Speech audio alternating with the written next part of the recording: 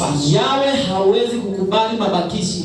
Sasa Now, tafakarini. he said that just listen to yourself. Hizo mabaki hazitakuletea baraka. Those leftovers cannot bring you blessings. Sababu umetoa hizo mabaki siku zote. Because you have been giving the leftovers to Na Yahweh. hauna mabadiliko. And you have not changed in any other Bado way. unalia mpendwa. You still cry. Bado unalia tu. You are still crying. Kiatu kimeruka mpaka kisigino. Your shoe is torn. Kwa sababu gani? Unaposhika pesa zako, unaposhika pesa, When you get money, ati wameshindwa, kuna faida gani kumtumikia Yahweh? what do we get when we work to Yahweh? Work for Yahweh. Kuna faida gani?